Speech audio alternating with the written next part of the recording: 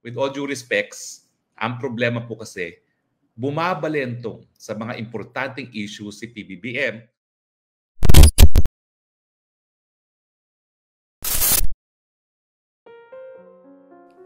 House Speaker Martin Romualdez at First Lady Liza Marcos. Mga nasa likod nga ba ng pagpapatakbo ng bansa at hawak lamang si Pangulong Bongbong Marcos?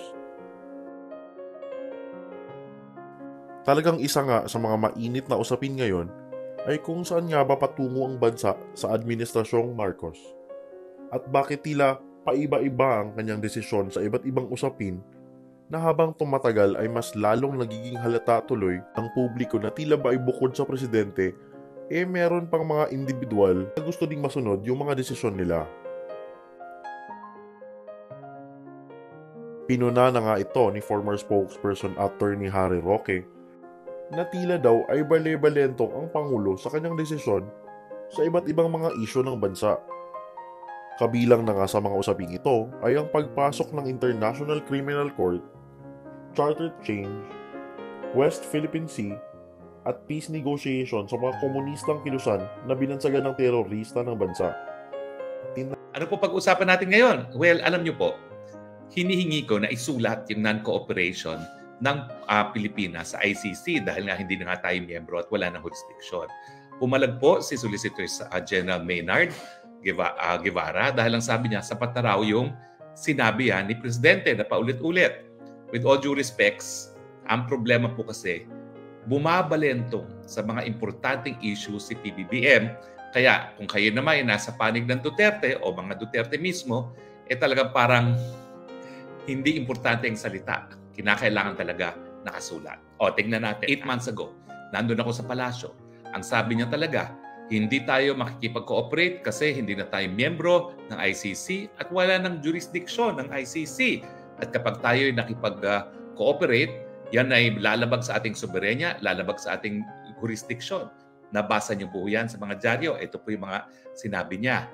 Pero, ilang months after, siguro mga 7 buwan after, ang sabi na niya, pag-aaralan daw ang pagbabalik sa ICC.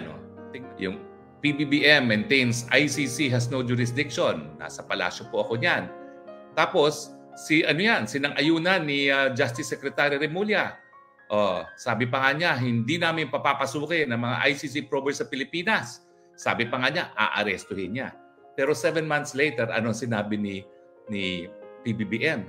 Rejoining the ICC is now under study. Pero hindi lang po siya sa ICC, bumabalentong. Sa charter change, bumalentong din siya.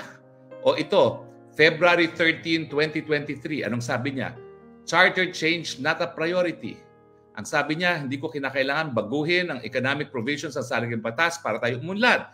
At totoo naman po, tayo ngayon sa 2023, ang pangalawang pinakamabilis na maunlad na bansa sa Asia. Susunod lang tayo sa India. Pero nung makalawa lang, anong sinabi niya? PH Constitution remains dynamic, flexible, at kinakailangan baguhin ang economic provisions. Yan po yung kanyang talumpati sa Philippine Constitutional Association. 1 taon exactly, nagbago rin ang kanyang posisyon sa charter change. Hindi ko alam kung yan ay dahil kay Mr. Speaker Martin Romualdez o talagang paninindigan niya yan. Pero ang sinabi ni Super Ate Amy Marcos, sa mulat mula raw, suportado niya talaga ang charter change.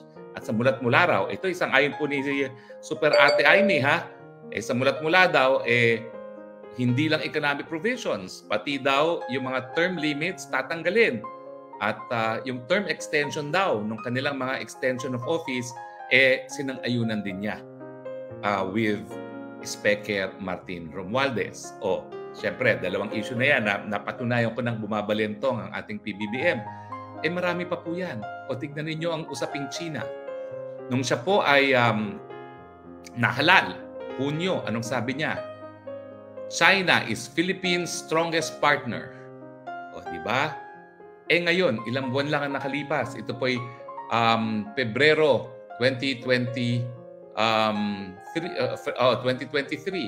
PBBM hailed for stance versus China. Sabi ni PBBM, hindi patitinag sa Chinese bullying sa West Philippine Sea.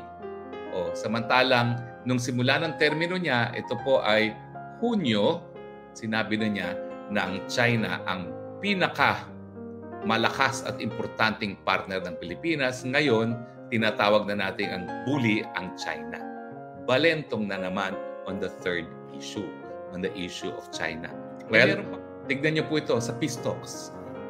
Ang analysis talaga, talagang ang peace talks sa mga communist rebels ay bleak sa ilalim ni PBBM.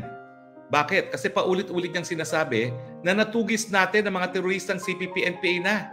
So kung natugis mo na yan, bakit ka makikipag-usapang kapayapaan pa?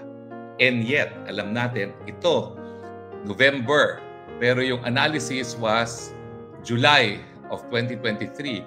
Pero wala pang 6 na buwan, hayan na nga. Nagkaroon na ng usaping kapayapaan muli sa CPP, NDF, NPA na isang teroristang grupo. Mantakin ninyo, isang teroristang grupo na binansagan nating terorista, makikipag-peace talks tayo. Hello! Balentong na naman. O, pang-apat na yan. Nalakay na din ito ng isang kilalang political expert na si Professor Malotikia na tila ba ay hindi niya ramdam na si Presidente Bongbong Marcos ang tunay na may kontrol, kung hindi ay ang kanyang pinsan na si House Speaker Martin Romualdez at ang kanyang asawa na si First Lady Liza Marcos. So, itong administrasyon na ito, binangga ang Vice President. Itong administrasyon na ito, binangga ang Senado. Ilang pang institusyon ng ating bansa ang babanggain nyo para matuloy ang nais nyo na hindi nyo naman sinasabi sa taong bayan. Ano ba talaga ang nais nyo? Ang nais nyo ba ay magstay indefinitely? Ang nais nyo ba ay para si Speaker maging Prime Minister? I mean, ilatag nyo na maintindihan ng tao ano ba talaga ang gusto ninyo. Kasi who's really in control of the reins of government? Isa yan. Do you feel the President? I don't. I feel Mr. Romualdez. When you talk about PCSO, I feel the First Lady. So do you feel the President ruling this country seriously? So ang akin, sandali lang. Hindi naman kayo nahalal. Ang nahalal namin, ang nahalal ng majority si BBM. Asan si BBM? Ayun, kasi kung si BBM lang ang sa tingin ko, kung siya ang masusunod, diretso lang. Ito ang plano natin. Checklist, check. Pag bumalik ka doon sa zona, anong na-check? Oo, yung mga legislation, pero nai-implement ba? Yung sinasabi nilang economic provision, sandali lang. Nung panahon ni Duterte, merong amendment of the retail, amendment of the investment law, passage of the public service, 3. Ayon naman kay Ka Eric ng SMNI, na talagang hindi nagagamit ng Pangulong Bongbong Marcos ng buo ang kanyang kapangyarihan bilang Pangulo ng bansa dahil tila ba ay mayroon pang mga mas makapangyarihang tao na nasa kanyang likuran kaya't nagiging rason ito upang unti-unting mawala ang tiwala ng taong bayan. Sinasayang ng Pangulo ng bansa ang napakataas na political capital and trust of the people that was given to him as a mandate noong 2022 elections because may dinudugtong siya bilang political analyst. Ang powers of the president are not truly exercised now, seemingly it appears, only by him, but it is shared by people or more powerful than him. At may tinumbok siya kanina, yung iskandalo sa PCSO na parang sindikato ang pagpapatakbo at ginagamit na huthutan ng pondo at ginugoyo sa sugal ang taong bayan, ay mukhang binanggit ni Professor Malotikia, ang asawa ng presidente, lumalabas ang kanyang involvement sa sindikato na ito na online loto. Ganon din ang pinsan, ang Speaker of the House.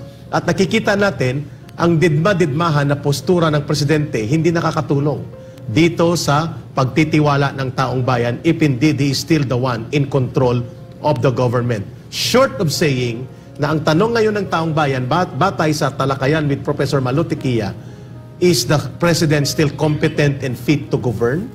Or are there people or interest group operating behind him, running the affairs of the government? Marami tuloy ang nababahala ukol sa nais ipatupad ng Pangulong Bongbong Marcos na pag-amyenda sa economic provisions ng saligang batas sa pamamagitan ng Resolution on Both Houses No. 6 ni Senate President Mig Zubiri dahil baka raw ay may mga ibang agenda na pwedeng isingit dito na maaaring maging rason upang mas lalong magkagulo ang bansa.